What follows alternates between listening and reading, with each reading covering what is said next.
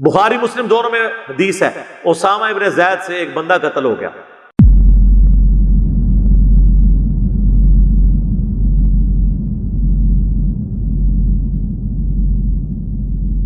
ہائے ہائے ہائے ہائے، اسامہ جتنا مرتبہ کس کا ہے؟ یہ اس شخص کا بیٹا ہے جس کا نام قرآن میں آیا ہے، ایک ہی بندہ ہے حضور کے ساتھیوں میں سے، حضرت زید ابن حارثہ، جن کا نام قرآن میں ہے، اور یہ ان کا بیٹا ہے اور پوتا ہے بیسیکلی ہو گیا نبی علیہ السلام کا، کیونکہ حضور علیہ السلام نے بیٹوں کی طرح پالا تھا اسامہ کو۔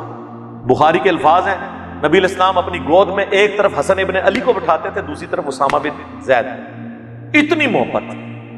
اور بخاری مسلم میں الفاظ ہیں، جب حضور غصے میں ہوتے تھے نا، کوئی شخص حضور کو سفارش نہیں کر سکتا تھا تو اسامہ کو بھیجا جاتا تھا کہ حضور اس پہ نہیں غصہ کھائیں گے، اس سے پیار ہی اتنا کرتے ہیں۔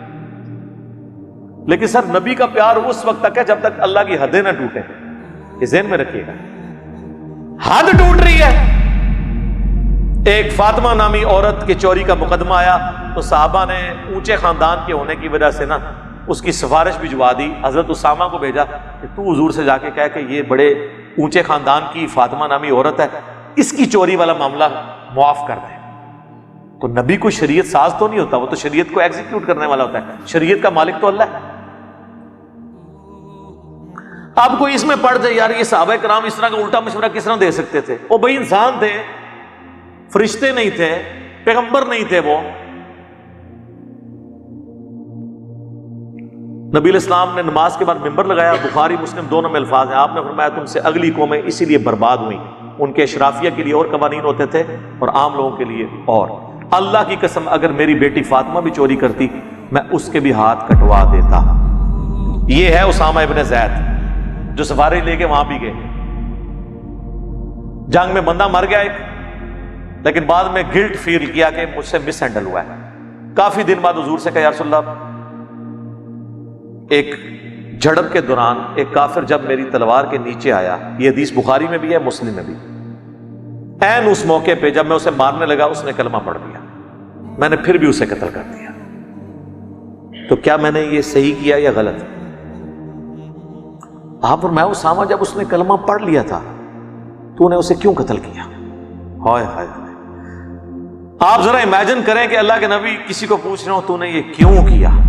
ہائے ہائے، اب پیچھے انسان کے پلے کون سی شے رہ سکتی ہے؟ ہم تو یہ کہتے کہتے مر جاتے ہیں جو کچھ بھی ہے تیرے محبوب کی امت سے ہیں، اور محبوب کہہ رہے ہوں کہ تو نے یہ کیوں کیا، تو اگلے بندے کی کیا حالت ہوتی ہوگی؟ ان کا یا رسول اللہ اس نے ڈر کے کلمہ پڑھا تھا۔ آپ نے فرمایا تو نے اس کا دل چیر لیا تھا، اسامہ تو کیا کرے گا جب قیامت والے دن وہ اللہ کے حضور کلمہ پڑھتا ہوا تیرے خلاف مقدمہ قائم کر دے گا؟ اسامہ تو کیا کرے گا؟ اسامہ تو کیا کرے گا؟